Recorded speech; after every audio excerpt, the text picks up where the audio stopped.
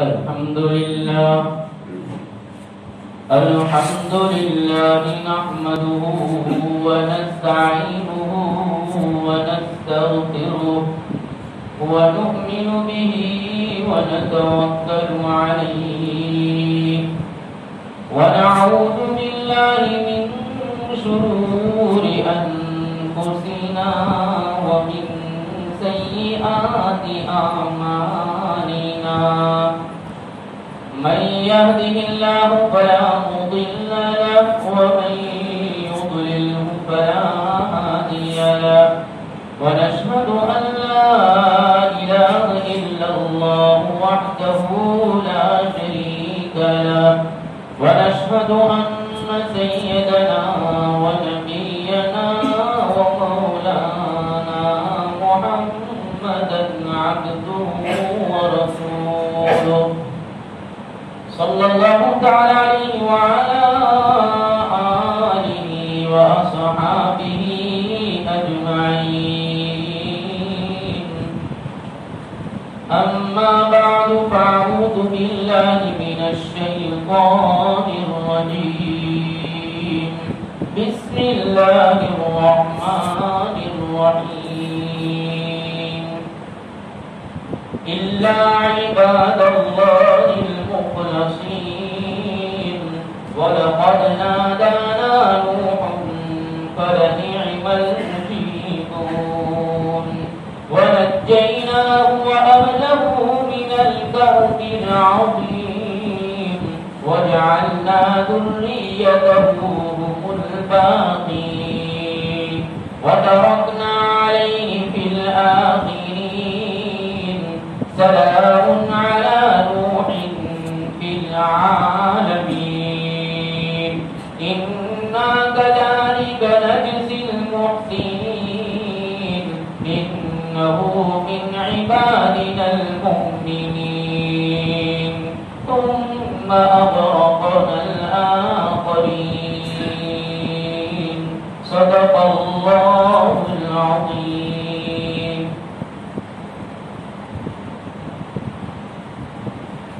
محترم سامعین کرام، اہل نار اہل جہنم کی سزائیں بیان کرنے کے بعد اللہ تبارک و تعالی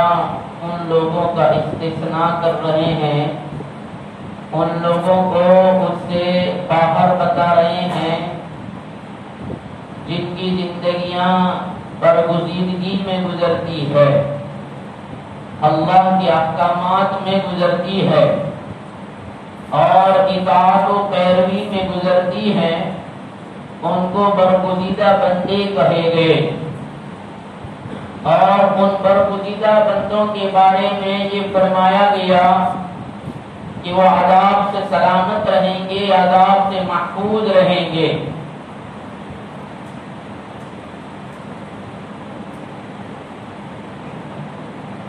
اب وہ مخلصین کون ہیں، برگزیدہ بندے کون ہیں جن کے بارے میں یہ ذکر فرمایا گیا؟ تو فرمایا گیا زمانہ جاہلیت جس میں 550-600 سال کے عرصے تک رہبری نہ ملنے پر اور صحیح راستہ نہ ملنے پر، نہ بتانے پر انسانیت میں جانور بنا اور حیوانیت پنپ رہی تھی، اور اولئک کالانعام بل ہم اضل جیسے القاب سے یاد کیا گیا کہ وہ بے زبان اور بے عقل جانوروں سے بھی زیادہ خطرناک زبان اور عقل کے ہوتے ہوئے بن گئے تھے، اور ایسا ماحول تھا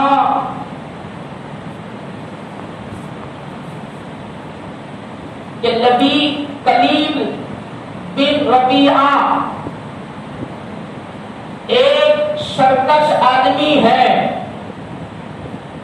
متمرد آدمی ہے، اور اس کا کبر، عجب، تکبر اس بلند کو آگ جلانے نہیں دیتا تھا، اور اس کی چراگاہ میں کسی کا جانور اگر آ جاتا تو وہ اس کو تیر مار دیتا تھا۔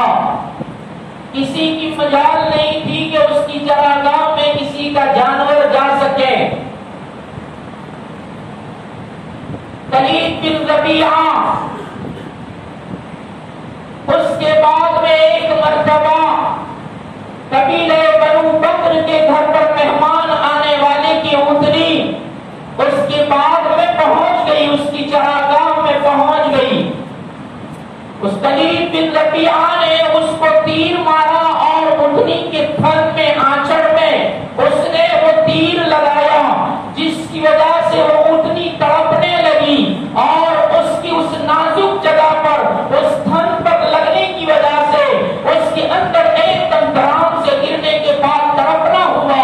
اور اس کی آوازیں نکلنے لگی، جس کی وجہ سے بنو بکر کے گھر پر مہمان آنے والا اس نے سوچا کہ یہ تو میری ہی اونٹنی کی آواز ہے۔ اس نے باہر نکل کر دیکھا تو اس کی اونٹنی تڑپ رہی تھی۔ اس نے بنو بکر کے جوانوں کو آواز دے کر کہا، اور بنو بکر کے غیور جوانوں، دیکھو تمہارے مہمان کو ذلیل کر دیا گیا۔ مہمان کی تو عزت کی جاتی ہے، مہمان کہاں جانتا تھا، مہمان کی اونٹنی کہاں جانتی تھی، وہ تو بے زبان تھی، بے عقل تھی، اس کو تھوڑی معلوم تھا، وہ تھوڑی جانتی تھی کہ یہ ممنوع جگہ ہے، اس باغ میں، اس چراگاہ میں کسی اور کے جانور کو چرنے کی اجازت نہیں ہے۔ وہ تھوڑی جانتی ہے، اگر اس کو عقل ہوتی تو سوار نہ ہونے دیتی، اگر اس میں شعور ہوتا، اس میں زبان ہوتی تو اس پر لادے جانے والے بوجھ کو وہ وزن کی وجہ سے، بوجھ کی وجہ سے بول دیتی کہ میری طاقت اور سکت سے زیادہ مجھ پر بوجھ ڈالا گیا ہے۔ لیکن وہ تو بے زبان ہے، بے عقل ہے، اور وہ چراگاہ میں چلی گئی، جس کی وجہ سے ایک زبان والا، ایک عقل والا، جس کو انسان کہا جاتا ہے، اس نے تیر لگا کر ایک بے زبان کو زخمی کر کے تڑپا دیا۔ دونوں طرف سے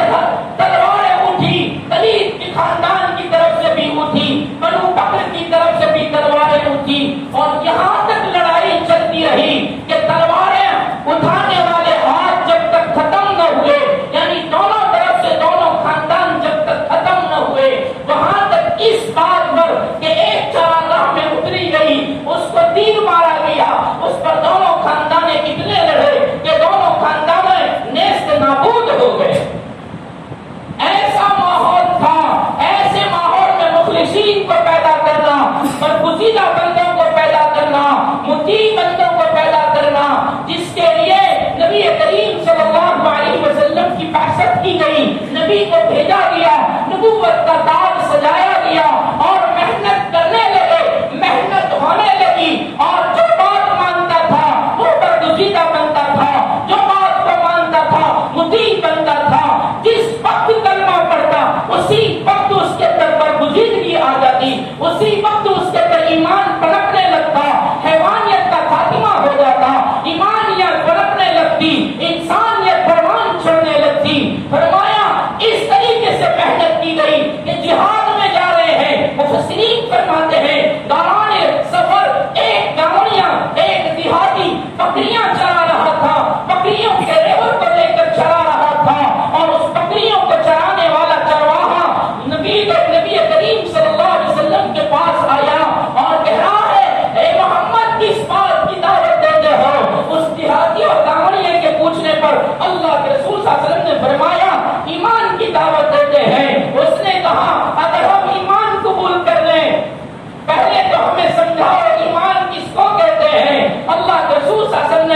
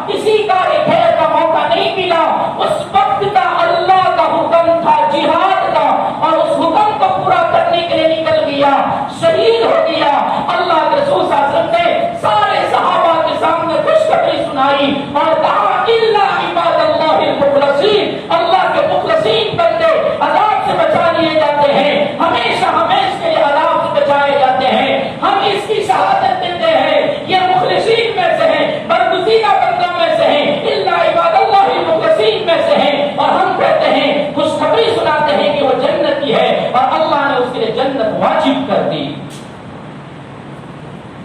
اس کو کہتے ہیں الا عباد اللہ المخلصین۔ جس وقت میں اللہ کا جو حکم ہو اس حکم کو پورا کریں اس کو برگزیدہ بندہ کہا جاتا ہے۔ میری طرح فہمی گوئیاں نہ کریں، میری طرح سبیل اور راستے نکالنے کے اور ہیلے کرنے کے بہانے نہ بنائیں۔ جس وقت میں اللہ کا جو حکم ہو اس کو پورا کریں اس کو برگزیدہ بندہ کہا جاتا ہے۔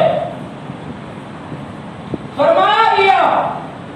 اوس و خزرج مدینہ کے دو بڑے خاندان، بہت بڑے خاندان، دو ہی قبیلوں پر مدینہ مشہور تھا، اوس اور خزرج۔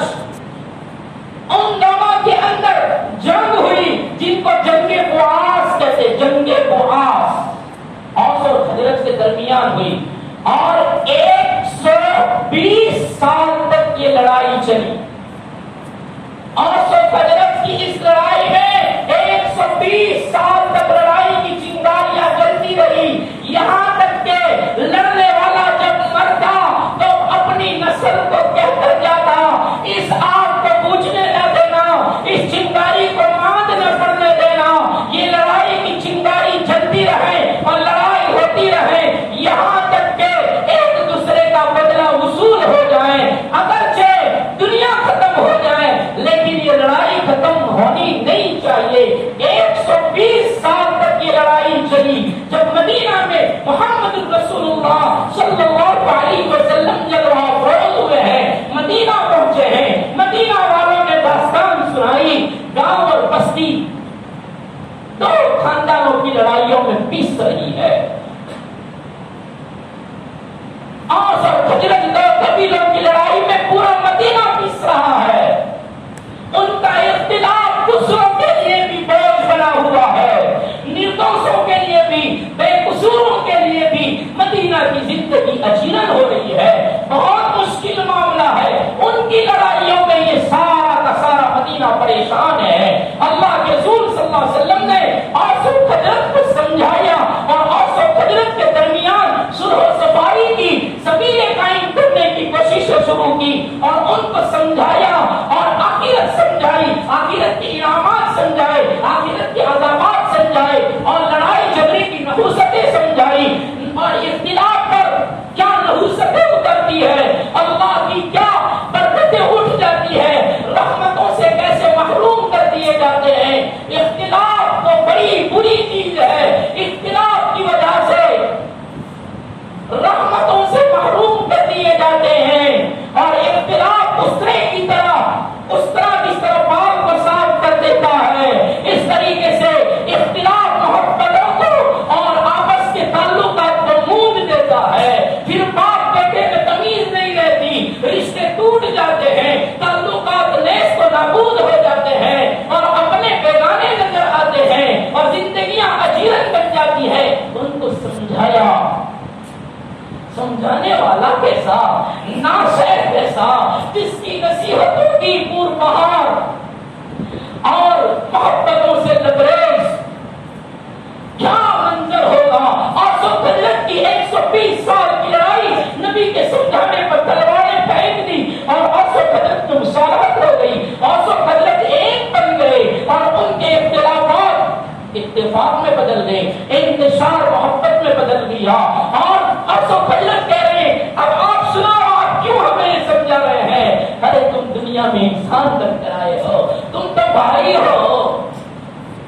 بھائی بھائی کا تلاقہ کریں، بھائی بھائی کو ماریں، یہ تو انسانیت کا آخری درجہ بھی نہیں ہے، یہ تو حیوان سے بھی بدتر ہو جاتے ہیں۔ حیوان بھی اپنوں کو پہچانتا ہے، اپنے بچے کو پیار کرتا ہے، اپنے بھائی سے پیار کرتا ہے، ایک کتا بھی اپنے کتوں کے بغیر، اپنے بھائیوں کے بغیر ہڈی نہیں کھاتا، گوشت نہیں کھاتا، لقمہ نہیں کھاتا، اس کے اندر بھی بھائی کی رعایت ہے، بھائی کا جذبہ ہے اور بھائی چارگی اس کے اندر بھی ہے۔ تمہیں تو اشرف المخلوقات بنایا، اشرف الناس لباس بنایا، ارے تمہیں تو اتنے سارے شرافت کے درجے دیے اور تم خون کے پیاسے ہو گئے۔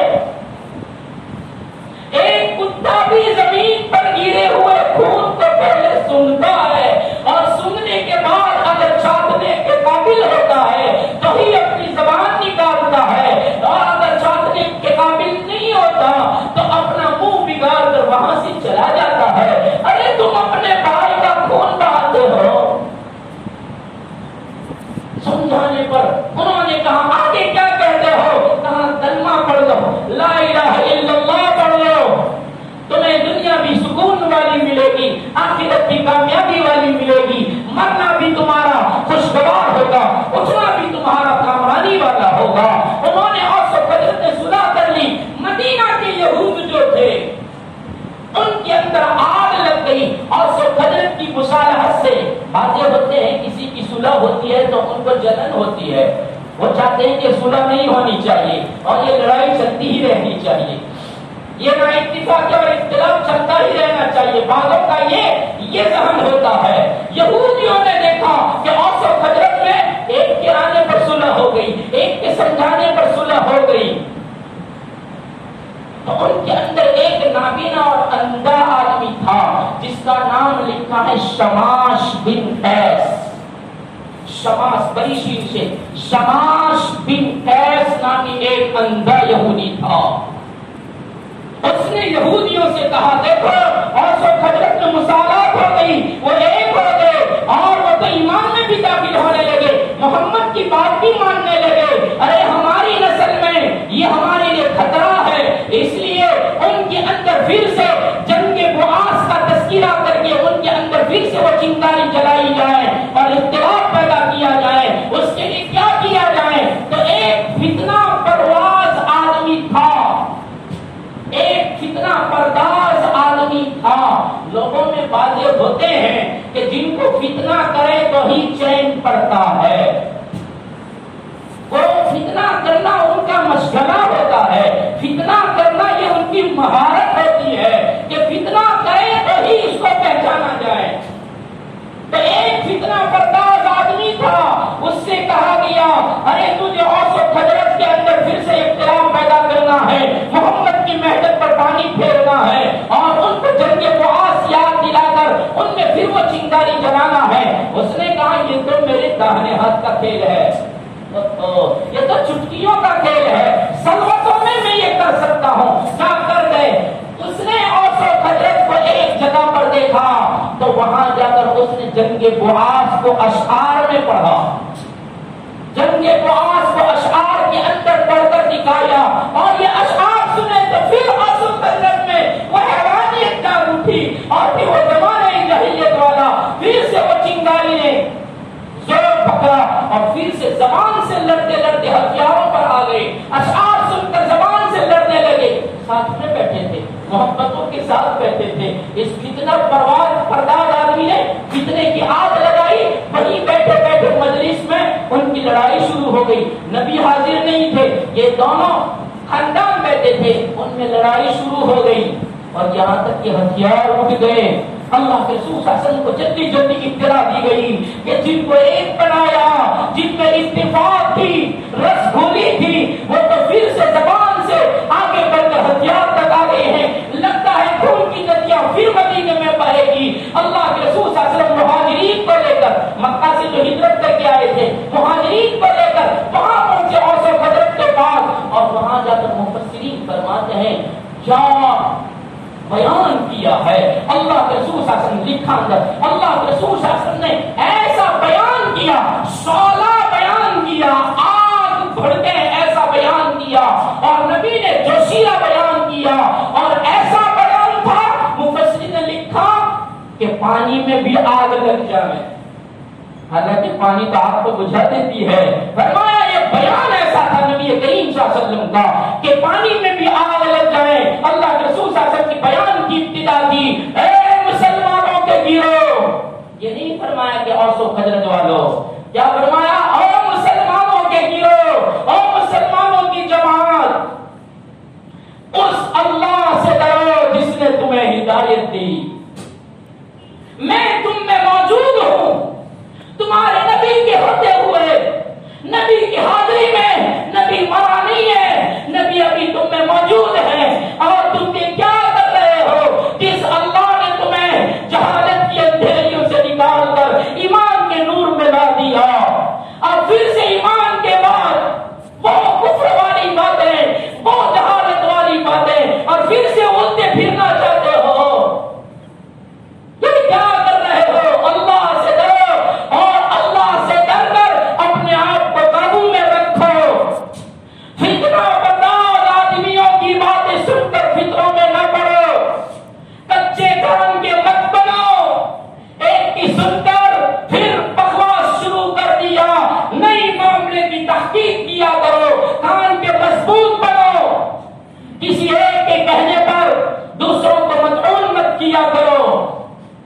کہ نبی کا اس وقت کا بیان آج میرے اور آپ کے لیے بھی ہے کہ مسلمانوں کے گروہ اللہ سے ڈرو، جس نبی کا پیغام ہے اس نبی کو سمجھو، اور سو قدرت والوں سے کہہ رہے ہیں اور مسلمانوں کے گروہ اللہ نے شیطانیت سے تمہیں انسانیت میں پہنچایا، اب یہ کیا کرتے ہو؟ بس نبی کا یہ شعلہ بڑا بیان سنا اور سو قدرت کے ہاتھ میں سے ہتھیار گرنے لگے اور ایک دوسرے کو گلے سے لگانے لگے اور کہنے لگے ہم سے بھول ہو گئی، ہم کسی فتنے والے کی آواز کو سن کر فتنے میں پڑ گئے، یا رسول اللہ ہم معافی مانگتے ہیں، اب نہیں کریں گے۔ اللہ کے رسول صلی اللہ علیہ وسلم نے فرمایا الا عباد اللہ المخلصین کرو، اللہ نے برگزیدہ بننے کا موقع دیا ہے، اللہ کے برگزیدہ بندے بنو، اللہ کے پیارے بندے بنو تاکہ عذاب سے بچا لیا جائے۔ جن عذاب کا تذکرہ، عذابات کا تذکرہ کیا ہے ان سے بچنا چاہتے ہو تو الا عباد اللہ المخلصین بنو تاکہ تمہیں عذاب سے بچا لیا جائے۔ یہاں تک توحید اور مشرکوں کا رد تھا، اب اس کے بعد اللہ تبارک و تعالی رسالت کا بیان فرما رہے ہیں، اور رسالت میں سب سے پہلے حضرت نوح علیہ السلام کا تذکرہ کر رہے ہیں، اور اس لیے تذکرہ پہلے کیا جا رہا ہے کہ سب سے زیادہ دین کے خاطر، مذہب کے خاطر، اللہ کے خاطر سب سے زیادہ امت کے پیچھے اپنی آپ کی قربانی دینے والے، اور سب سے زیادہ امت کے پیچھے سارے 900 سال تک محنت کی ہے، اس لیے اللہ تبارک و تعالی سب سے پہلے حضرت نوح علیہ السلام کا تذکرہ فرما رہے ہیں، اور اس انداز سے فرمایا وَلَقَدْ نَادَانَا نُوحٌ فَلَنِعْمَ الْمُجِيبُونَ، اور تحقیق کہ ہمیں پکارا نوح نے، اللہ کہتے ہیں تحقیق کے ہم کو پکارا نوح نے، فَلَنِعْمَ الْمُجِيبُونَ، کیا ہی بہتر ہے ہم سننے والے، کیا ہی بہتر ہے ہم قبول کرنے والے، مجیبون، نوح کی ندا لگے، نوح کی آواز لگے، سارے 900 سال تک رات دن کھپانے والا، رات دن لگانے والا، رات دن اپنے آپ کو قربان کرنے والا، جب ندا کرے ہاتھ اٹھائے اور دستور لگائے اور دستور سامنے کرے، دامن پھیلا دے اور کہے ہماری سن لے، فَلَنِعْمَ الْمُجِيبُونَ، ہم کتنے بہتر، کتنے اچھے، اس کی پکار کو قبول کرنے والے، اس کی ندا کو قبولیت دینے والے۔ مفسرین فرماتے، صاحب معالم العرفان لکھتے ہیں حضرت نوح علیہ السلام مسلسل محنت کرتے رہے، اور محنت کے انجام میں کچھ نہیں مل رہا ہے، کچھ کامیابی نہیں مل رہی ہے۔ حضرت قتادہ رحمۃ اللہ علیہ فرماتے ہیں حضرت نوح کی سارے 900 سال کی محنت کے بعد نتیجے میں گھر میں سے 8 افراد ملے، گھر میں سے 4 آدمی 4 عورتیں، نوح علیہ السلام تو ہے ہی اور ان کے 3 بیٹے، اس طرح وہ 4 ہوئے، نوح اور 3 بیٹے۔ اصل میں حضرت نوح کے 4 بیٹے تھے، حام تھا، سام تھا، یافیسہ اور کنعان تھا، یہ 4 بیٹے تھے، 4 میں سے 3 نے قبول کیا نوح علیہ السلام کی بات کو اور ایمان کو، اس لیے وہ 3 اور نوح ہو کے 4، اور حضرت نوح علیہ السلام کی بیویوں میں سے 5 بیویوں میں سے 4 بیویوں نے دعوت کو قبول کیا، ایک نے انکار کر دیا۔ اس اعتبار سے حضرت نوح علیہ السلام کے گھر میں 8 افراد ایمان والے، نوح کو لے کر یعنی 7 اور نوح 8، اور اس کے علاوہ پوری قوم میں سے 80 آدمی، سارے 900 سال کی محنت کے بعد 80 افراد ملے، اور 80 افراد ملنے پر وہ سارا کا سارا بے ایمان ہے اور ساری کی ساری قوم بے ایمان ہے، حضرت نوح کو تکلیفیں پہنچا رہی ہے، بات نہیں مان رہی ہے۔ وَإِنِّي كُلَّمَا دَعَوْتُهُمْ لِتَغْفِرَ لَهُمْ جَعَلُوا أَصَابِعَهُمْ فِي آذَانِهِمْ وَاسْتَغْشَوْا ثِيَابَهُمْ وَأَصَرُّوا وَاسْتَكْبَرُوا اسْتِكْبَارًا، جب تک بھی سمجھانے جاتے مجلسیں لگی ہے، مجلسوں میں ایران تران ہو رہا ہے، وہی تباہی ہو رہی ہے، مجلسوں میں قہقہے لگ رہے ہیں اور مجلسوں میں ہنسے جا رہے ہیں، اور ہنسی کی مجلسیں لگی، کھانے کی مجلسیں لگی، اور اپنی عید کی مجلسیں لگی، خوشیوں کی مجلسیں لگی، غمی کی مجلس لگی، کسی کی شادی، کسی کی موت، یہ سارے کے سارے مجمع لگے، ان سارے میں یکی بات دیگرے ہر مجمع کے پاس گئے، رات میں کسی کو دیکھا، ایک کو دیکھا تو انفرادی، بہت سو کو دیکھا اجتماعی، دن میں دیکھا دن میں گئے، رات میں دیکھا رات میں گئے، جب بھی قرآن کے توانی کلما جب بھی موقع ملا گئے، لیکن ہر مرتبہ میں لوگوں نے کان دھرنے کی بجائے اپنے کانوں میں انگلیاں ٹھوس دی، انگلیاں ڈال دیتے اور کہتے ہمیں سنائی نہیں دیتا،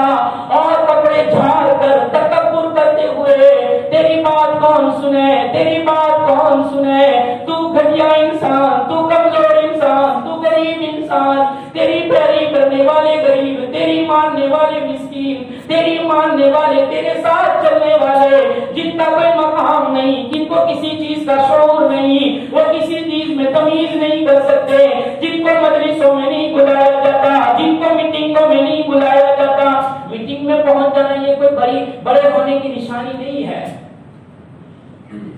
نوح علیہ السلام کی قوم کے بڑے کہتے تو تجھے میٹنگ میں کوئی نہیں بلاتا، تجھے مشورے میں کوئی نہیں بلاتا، اور تیرے ماننے والے بھی تو ایسے ہیں، نہیں سنیں گے، وَاسْتَكْبَرُوا، کہ تکبر کرتے تھے اور تکبر کر کے چلے جاتے تھے۔ 950 سال یہ مصیبتیں اٹھنے کے بعد فرمایا حضرت نوح علیہ السلام نے دعا کی اور فرمایا ربی انی مغلوب فانتصر، اور میرے رب اب میں مغلوب ہو گیا، لو اب میں ہار گیا، اب مجھ میں سکت نہیں ہے، 950 سال محنت کی، لیکن اب تو میری التجا ہے ربی اور میرے رب انی مغلوب، میں مغلوب ہو گیا، فانتصر، اب تو مدد اتار دے۔ 950 سال تک مدد ہی نہیں مانگی، اب کیا کہہ رہے ہیں، اب تو مغلوب ہو گیا، اب برداشت نہیں ہوتا، لوگ پتھر مارتے ہیں، مفسرین فرماتے ہیں۔ مجھے آپ کو ملاقات میں اگر کوئی کروا سکتا کہہ دے تو ہم وہیں لڑنے شروع ہو جاتے ہیں۔ یہاں پتھر مارے، کتنے پتھر مارے معلوم؟ لکھا کہ پتھر مارتے تھے، ان پتھروں میں دب جاتے تھے، بے ہوش ہو جاتے، اور بے ہوشی میں نیچے گرتے، پھر بھی لوگ پتھر مارتے، اور پتھروں کے نیچے نوح ہے، پیغمبر خدا ہے، اور پتھر لگے ہوئے ہیں، جبرائیل آتے، جبرائیل اپنے پاؤں سے پتھروں کو ہٹاتے، کوئی ہٹانے والا بھی نہیں تھا، تو پتھروں کو ہٹاتے، اور پتھروں کو ہٹانے کے بعد حضرت نوح علیہ السلام پر اپنے پر پھیرتے،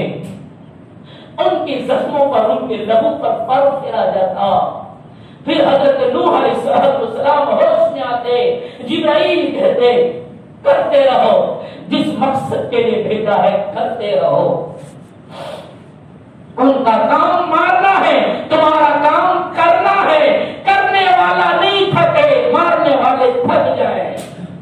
مفسرین فرماتے، صاحب معالم العرفان فرماتے ہیں، یہ اللہ کے رسول صلی اللہ علیہ وسلم کو تسلی دینے کے لیے اور متبعین رسول کو تسلی دینے کے لیے اللہ نے یہ واقعہ بیان فرمایا، یہ آیت بیان فرمائی، اس لیے کہ اس دور میں یہ سورت اتری ہے جس دور میں مسلمانوں پر حالات تھے، مسلمان دشمنوں کی سکنجے میں تھے اور دشمن غالب تھے، یہ مغلوب تھے، اس وقت اللہ تسلی دے رہا ہے، او محمد، او میرے حبیب، اگر مکہ والے غالب ہو کر تجھے مارتے ہیں اور کہتے ہیں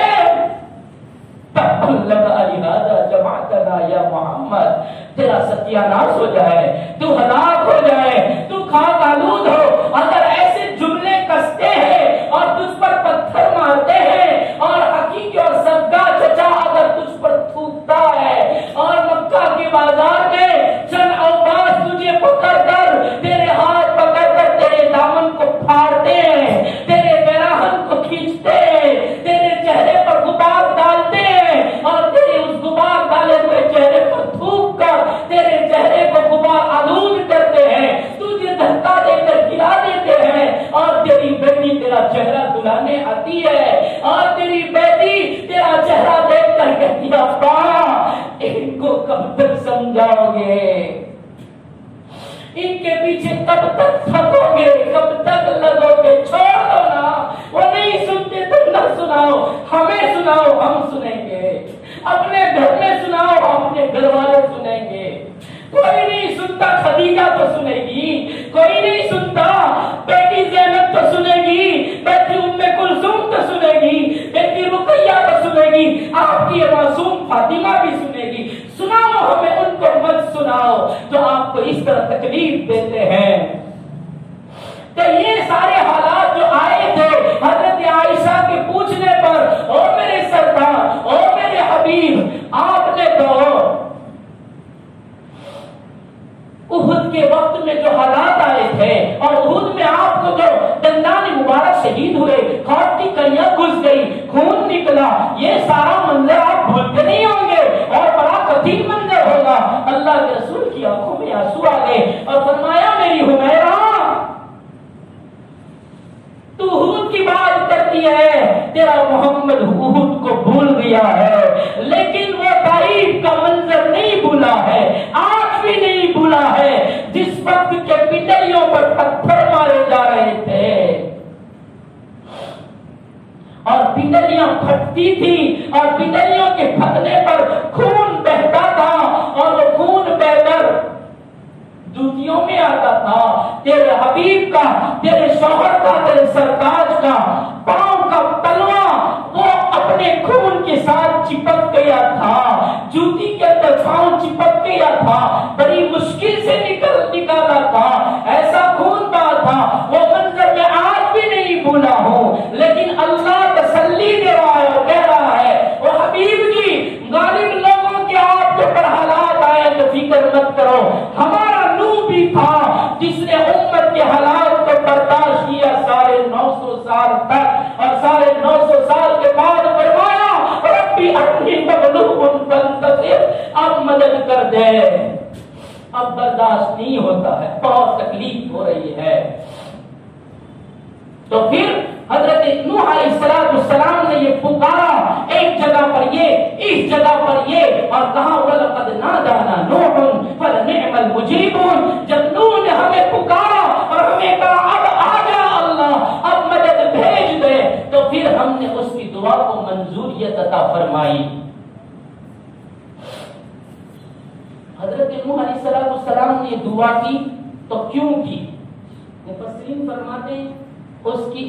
دو وجہیں. ایک وجہ یہ کہ حضرت نوح علیہ السلام کو یہ دعا اس لیے کرنی پڑی کہ اللہ تبارک و تعالیٰ سے یہ التجا کہ اللہ تو پاک ہے اور پاکی کو پسند کرتا ہے، تیری زمین پر ناپاک لوگ ہیں تو تیری زمین کو ان ناپاک لوگوں کو ختم کر کے پاک کر دے. اس لیے ناپاکوں کو ختم کرنے کے لیے حضرت نوح علیہ السلام نے دعا مانگی، ایک وجہ. اور دوسری وجہ یہ بیان فرمائی ہے کہ حضرت نوح علیہ السلام نے دعا اس لیے مانگی کہ یہ نافرمان سب ختم ہو جائے، ان کے بعد آنے والے ان کے حالات کو سن کر اللہ کی نافرمانیوں سے بچیں. اللہ کی نافرمانوں پر اللہ کا جو قہر نازل ہوتا ہے اس کو سن کر پھر وہ اللہ کی نافرمانیوں سے بچے اور ان کی حالات کو دیکھ کر عبرت حاصل کریں. اس لیے حضرت نوح علیہ السلام نے دعا مانگی تھی. اب اللہ تبارک و تعالیٰ نے حضرت نوح علیہ السلام کی دعا کو مقبولیت عطا فرمائی. مفسرین فرماتے ہیں، صاحب تبیان القرآن فرماتے ہیں حضرت نوح علیہ السلام کی 2 محمل دعا کے اوپر. ایک محمد تو یہ کہ اللہ تبارک و تعالیٰ نے حضرت نوح علیہ السلام کی دعا کو قبول فرمایا، اور دوسرا اس آیت کا محمد یہ ہے کہ اللہ تبارک و تعالیٰ ہر بندے بندی کی دعا کو ضرور قبول کرتا ہے. وَلَنِعْمَ الْمُجِيبُونَ، کیا ہی بہتر ہے قبول کرنے والا. تو اللہ ہر ایک کی دعا کو قبول کرتا ہے، لیکن دعا کی قبولیت کے لیے اس کے شرائط اور آداب ہیں کہ جب ان شرائط اور آداب کے ساتھ دعا مانگی جاتی ہے تو دعا قبول ہوتی ہے، ورنہ دعا قبول نہیں ہوتی. اب اس کے شرائط، اس کے آداب کیا ہیں؟ تو مفسرین نے فرمایا، جیسا کہ صاحب تبیان القرآن نے فرمایا، سب سے پہلی بات تو یہ ہے کہ دعا مانگنے والا دعا کی قبولیت اس وقت ملتی ہے جب کہ دعا مانگنے والا اس کا کپڑا حلال ہو،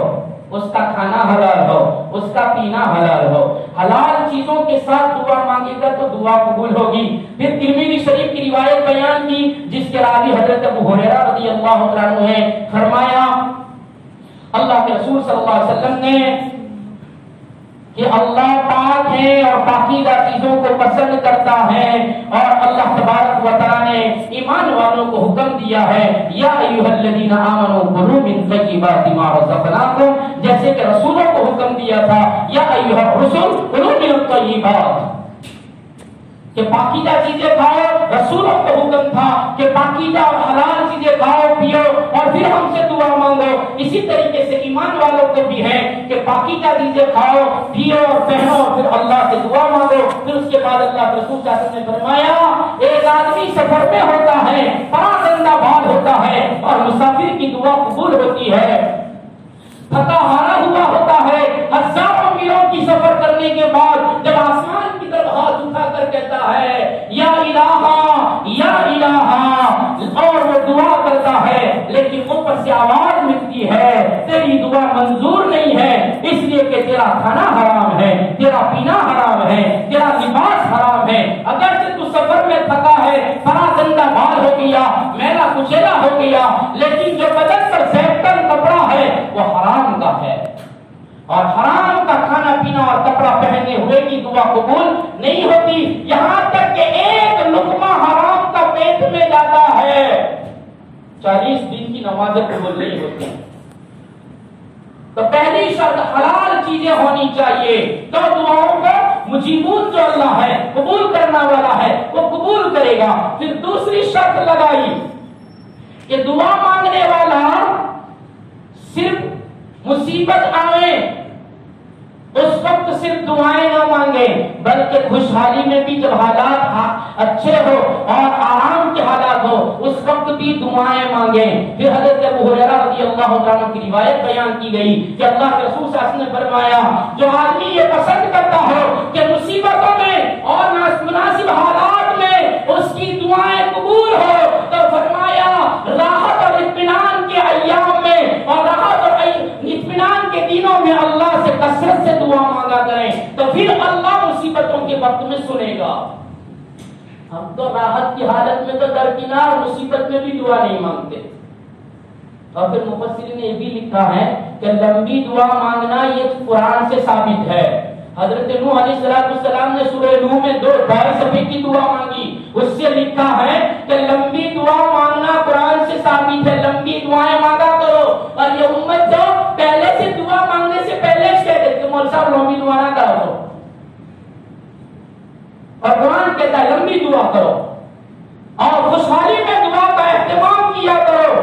تاکہ بدحالی میں نامناسب حالات میں تمہاری پکار کو سنا جائے۔ اتنی بدحالی ہے اور اتنا بے سکونی بے امنی ہے اور ساری انسانیت پریشان ہے اور ساری انسانیت حالات کا لقمہ بنی ہوئی ہے، کیوں منظوریت نہیں ملتی؟ میں اور آپ سنیں اس قرآن کے حوالے سے، یہ مفسرین نے فرمایا کہ ہم راحت کی حالت میں بھی دعا نہیں مانگتے اور مصیبت کی حالت میں پھر اللہ ہماری پکار کو کیسے سنے گا؟ تو یہ ایک قانون ہے، یہ ایک شرط ہے دعا کی قبولیت کے لیے۔ اور ایک شرط یہ لگائی کہ جب دعا مانگے تو ہتھیلیاں منہ کے سامنے ہو، دعا مانگے تو ہتھیلیاں منہ کے سامنے ہو، اور دعا ختم ہو تو ہاتھ منہ پر پھیریں۔ معاف کیجیے گا آپ کو میں قرآن کی تفسیر سناتا ہوں، کسی کو لان تان نہیں کرتا۔ ہم میں سے اکثر لوگ دعا کے لیے پہلے تو ہاتھ ہی نہیں اٹھاتے، دیکھتا ہوں اکثر کو دعا منگاتے بھی دیکھ لیتا ہوں کہ دعا مانگتے آمین آمین آمین آمین بھی غصے جیسے کوئی کسی کو جھڑک رہے ویسے آمین آمین، اور ہاتھ بھی نہیں اٹھاتے۔ اور جب دعا پوری ہوتی ہے تو چہرے پر ہاتھ پھیرنا یہ بھی ثابت ہے۔ اور پھیرو، ہم تو تعلیم کے بعد وہ مختصر دعا ہوتی ہے سبحان اللہ و بحمدہ، تو اکثر ان کو دیکھا اور خصوصاً معاف کیجیے دعوت کا کام کرنے والوں کو دیکھا کہ اکثر ان کو دیکھا کہ سر دعا کے بعد ہاتھ نہیں پھراتے، اور ٹوکنے کے بعد میں نے انفرادی بھی کہا کہ یہ بھی سنت ہے کہ دعا کے بعد اگرچہ تعلیم کے بعد کی مختصر دعا ہو ہاتھ پھیرو تاکہ سنت ادا ہو جائے۔ اور دعا کی قبولیت کے جو آثار اور شرائط بتائے ہیں، آداب بتائے ہیں، ان میں سے ہے کہ ہتھیلیاں منہ کے سامنے ہو اور جب دعا پوری ہو تو سر ہاتھ پھیر دے چہرے پر۔ یہ بھی ایک شرط ہے دعا کی مقبولیت کے لیے اور دعا کی قبولیت کے لیے۔ اس کے بعد ایک شرط یہ بیان فرمائی کہ جو اللہ سے دعا مانگے تو وہ دعا مانگنے والا اللہ کے احکام کو پورا کرنے والا بھی ہو.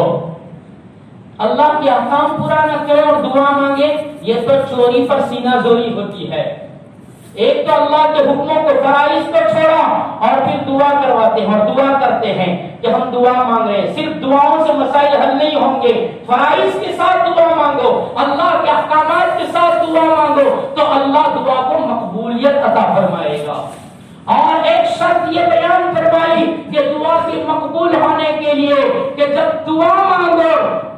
تو اپنی زندگی میں کوئی خاص عمل کیا ہو تو صرف اللہ کے لیے کیا ہو، اس اللہ کے لیے کیے ہوئے عمل کا واسطہ دے کر دعا مانگو کہ میں نے یہ کام اللہ کے لیے کیا ہے اور اللہ کو راضی کرنے کے لیے کیا تھا. مخلص عمل، اس عمل کا واسطہ دے کر اللہ سے دعا مانگو. کعب احبار رضی اللہ، حضرت عبداللہ بن عمر رضی اللہ عنہ کی روایت ہے،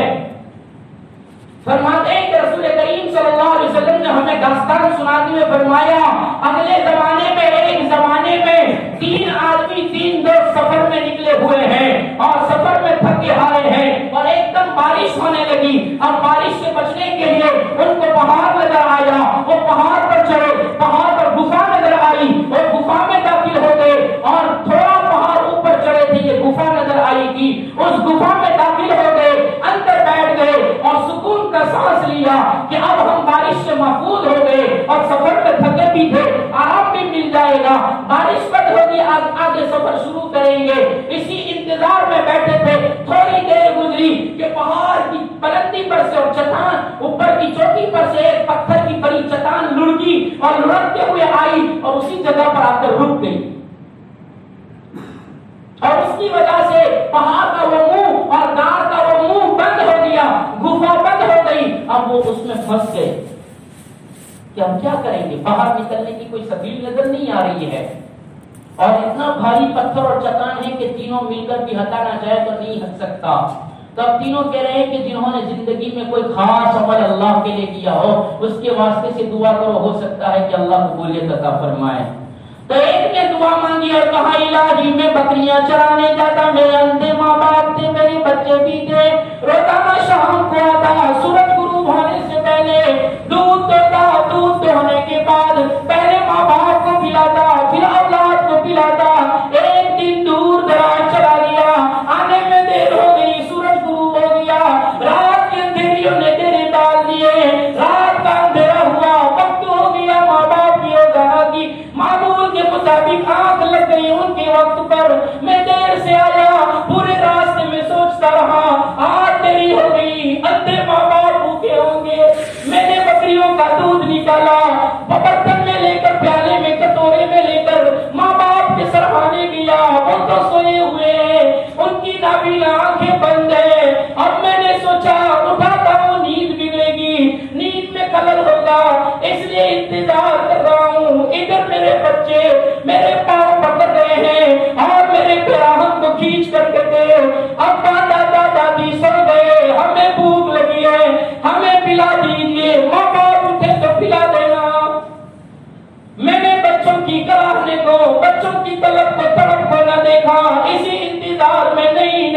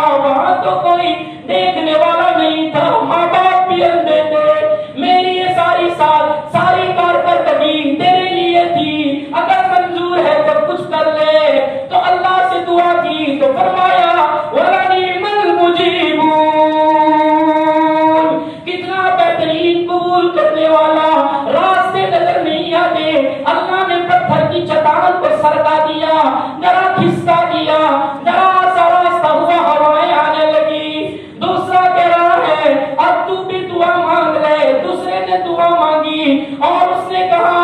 میرے مولا یہ ہے، اس نے ساری اپنی داستان سنائی، میری جداداد بہن کے ساتھ مجھے بہت پیار تھا، اس کو ضرورت مجبوری تھی، وہ میرے پاس آئی، میں نے اس کی مجبوری کا غلط فائدہ اٹھانا چاہا، اس نے کہا این اللہ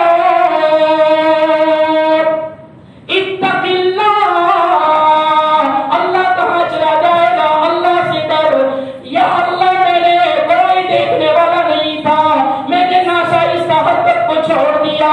غلط کام کو چھوڑ دیا، میں نے وہ ساری رقم اس کو ہدیے میں دے دی، مولا یہ میں نے تیرے لیے کیا، منظور ہے تو راستہ کر دے۔ مجیبون نے قبول فرمایا اور تھوڑی سی راستے ہو گئے، ابھی نکل سکے اتنا نہ ہوا، تیسرے سے کہا تو بھی کر، مجھے تو یاد نہیں آتا کہ میں نے کبھی زندگی میں اللہ کی رضا کے لیے کوئی عمل کیا ہو۔ سوچنے دو، تھوڑی دیر سوچنے کے بعد کہنے لگا ہاں ایک عمل ہے وہ خالص اللہ کے لیے کیا ہے، کیا ہے جلدی کر مانگ اس کے ذریعے۔ اس نے کہا الہی میں نے ایک آدمی کو 16 رطل چاول پر مزدوری پر رکھا، پورا دن مزدوری کرنے کے بعد میں نے اس کو اس کی مزدوری میں چاول دینے چاہے، اس نے انکار کر دیا، چلا گیا اور اپنی مزدوری کے چاول نہیں لیے، میں نے اس چاول کے ذریعے سے زراعت کی، کھیتی کی اور اس چاول کے ذریعے سے برکت ہوئی، تو میرے پاس اناج بھی بہت ہو گیا، اس کو بیچ کر میں نے گائے لی، گائے کا ریوڑ بن گیا، چاولوں کا ڈھیر لگ گیا اور میں بہت بڑا زارع بن گیا، کھیدوت بن گیا، بہت سارا ہو گیا۔ ایک مدت کے بعد وہ آیا اور کہنے لگا اللہ کے بندے میری مزدوری دے دے۔ میں نے کہا وہ سارے کے سارے ڈھیر، وہ ساری کی ساری گائیں تیری ہے، لے جا۔ اللہ کے بندے غریب کی مذاق نہ کر، وہ مزدور کہنے لگا غریب کی مذاق نہ کر۔ عبداللہ بن عمر فرماتے ہیں اللہ کے رسول صلی اللہ علیہ وسلم فرماتے ہیں وہ آدمی آنکھوں میں آنسو لے آیا اور کہنے لگا اور اللہ کے بندے مذاق نہیں کرتا، تیری ہی مزدوری کام میں لایا اور اسی کی برکت سے اس کا مالک بنا، یہ سب تیرا ہے، لے جا۔ میں ہوتا تو تیرے 16 رطل کے چاول لے جا، لے یہ ہے۔ اس نے کہا سارا لے جا، اور کہتا ہے کہ وہ سارا لے بھی گیا،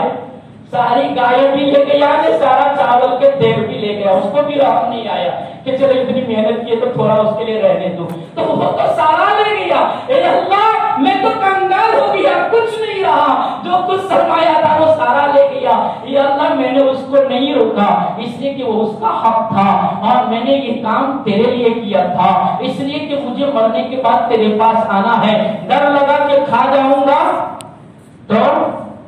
آخرت بگڑ جائے گی، اس لیے میں نے اس کو سارا دے دیا، وہ لے بھی لے گیا۔ اللہ اگر یہ عمل مقبول ہو تو اس کے ذریعے سے دعا کو قبول فرما دے۔ فَلَنِعْمَ الْمُجِيبُونَ، وہ ایسا قبول کرنے والا کہ اس نے قبول کر دی اور ساری کی ساری چٹان ہٹ گئی اور وہ تینوں کی تینوں باہر نکل گئے۔ تو فرمایا دعا کی قبولیت کے لیے ایک شرط یہ بھی ہے کہ جو خالص عمل اللہ کے لیے کیا ہو اس کے ذریعے سے دعا مانگے۔ اور جو 3 باتیں ہیں دعا کی شرط، قبولیت کی شرط کے لیے، وہ انشاءاللہ زندگی باقی رہی تو آئندہ تک سنیں گے۔ اس کے بعد حضرت ابراہیم علیہ السلام کا واقعہ اللہ نے بیان فرمایا ہے۔ اللہ تبارک و تعالیٰ کہنے سننے سے زیادہ عمل کی توفیق عطا فرمائے۔ درود شریف پڑھ لیا جائے۔ بسم اللہ الرحمن الرحیم۔ الحمد للہ لک الحمد کلہ ولک الشکر کلہ بیدک الامر کلہ وإلیک یرجع الامر کلہ اللہم لا نحصی ثناء علیک انت کما اثنیت علی نفسک یا رب صلی وسلم دائما ابدا علی حبیبک خیر الخلق کلہم یا ارحم الراحمین ارحمنا ویا اکرم الاکرمین اکرمنا یا ذا الجلال والاکرام یا ذا الجلال والاکرام یا ذا الجلال والاکرام ظلمنا انفسنا وان لم تغفر لنا وترحمنا لنكونن من الخاسرین۔ اللهم اغفر امة محمد صلی اللہ علیہ وسلم، اللهم ارحم امة محمد صلی اللہ علیہ وسلم، اللهم انصر امة محمد صلی اللہ علیہ وسلم، اللهم تجاوز عن امة محمد صلی اللہ علیہ وسلم۔ اے اللہ یہ امت محمدیہ ہے، یا اللہ حبیب صلی اللہ علیہ وسلم کی امت ہے، یا اللہ آپ کو آپ کے حبیب سے بہت پیار تھا، یا اللہ آپ نے کسی کو خلیل بنایا، کسی کو ذبیح بنایا، کسی کو صفی بنایا، کسی کو کلیم بنایا، کسی کو کلیمت اللہ بنایا، کسی کو روح اللہ بنایا۔ اے اللہ آپ نے آپ کے نبی کو حبیب بنایا، حبیب اللہ بنایا۔ اے اللہ آپ کو محبتوں کا واسطہ حبیب صلی اللہ علیہ وسلم کی امت پر رحم کر دیجیے۔ یا اللہ دعا کی قبولیت کے لیے جن شرائطوں کی ضرورت ہے، یا اللہ کوئی بھی شرط ہمارے پاس نہیں ہے، مراحل میں کچھ روانہ فرما دیجیے، مراحل میں کچھ روانہ فرما دیجیے۔ بے شک ہم اقرار کرتے ہیں کہ آپ بڑا نعم المجیبون ہیں، آپ بہترین قبول کرنے والے ہیں۔ اے اللہ ہم نے یقین کے ساتھ دامن پسارے ہیں، یا اللہ ہاتھوں کو کشکول بنائے ہیں، ہتھیلیوں کو چہروں کے سامنے کیا ہے، اے اللہ آنسو بہا رہے ہیں، اے اللہ روزہ رکھ کر حلال چیزوں سے کھایا، حلال سے افطاری کریں گے، یا اللہ بدنوں پر کپڑے کی زید کر کیے ہیں، وہ امید اس بات کی ہم سب کے حلال ہی ہے۔ اے اللہ آپ کو قبولیت دے دیجیے، آپ قبولیت دے دیجیے، اے اللہ قبول فرما لیجیے اور ہماری مانگیں پوری کر دیجیے۔ اے اللہ ہم بہت دکھی ہیں، ہر طرف سے حالات کے شکار ہیں، اے اللہ بے شک ہم نے راحتوں میں عیاشیاں کیا، آپ کے سامنے نہیں آئے۔ اے اللہ جب آپ نے راحت کے دن دیے تو ہم عیاشی میں لگ گئے اور آپ کے حضور آ کر دامن نہ پسارا، لیکن مولا آج حالات پہ ہم تیرے سامنے آ کر دامن پسارے ہیں، ہاتھوں کو کشکول بنائے ہیں۔ اے اللہ سن لیجیے، سن لیجیے اور مانگے پوری کر دیجیے۔ مانگ یہ ہے کہ ہم سب کو معاف کر دیجیے۔ یا اللہ مغفرت کے عشرے کا، اے اللہ آج 5واں دن ہے، یا اللہ مغفرت کا عشرہ بھی ادا ہو گیا، مغفرت دے دیجیے،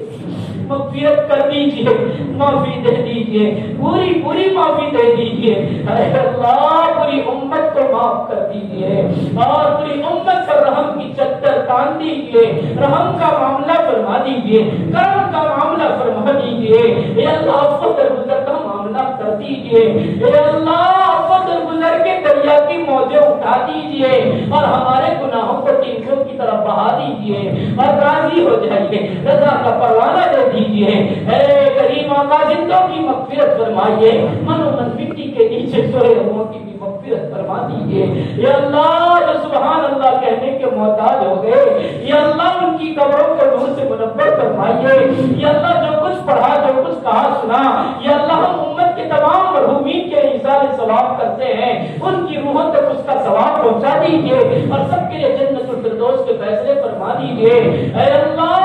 قرآن کا واسطہ دیتے ہیں ان لوگوں کو عافیتیں دے دیجیے جو ہسپتالوں میں پڑے ہوئے ہیں، یا اللہ جن کی سانسیں اکھڑ رہی ہے، یا اللہ جن کو سانسیں لینا مشکل ہے، اے اللہ سب کے لیے عافیت مقدر فرمائیے۔ یا اللہ عافیت مقدر فرما دیجیے، عافیت مقدر فرما دیجیے۔ اے اللہ ہم سب کو، ہماری نسلوں کو یا اللہ اس بیماری سے بچا لیجیے، پوری امت کو، پوری انسانیت کو بچا لیجیے۔ اے اللہ راضی ہو جائیے، راضی ہو جائیے، راضی ہو جائیے۔ ایمان پر جلائیے، ایمان پر موت نصیب فرمائیے۔ قید و بند میں جو لوگ یا اللہ پڑے ہوئے ہیں ان کے لیے بھی رہائی کے اسباب پیدا فرمائیے۔ یا اللہ آپ مسبب الاسباب ہیں، آپ کے لیے کوئی مشکل نہیں ہے، یا اللہ رہائی کے انتظامات کر دیجیے، سب کے لیے آسانیوں کے یا اللہ فیصلے فرما دیجیے۔ دعاؤں کو اپنے فضل سے نبی کریم صلی اللہ علیہ وسلم کے صدقے تو میں قبول فرما لیجیے۔ وصلی اللہ علی النبی الکریم برحمتک یا ارحم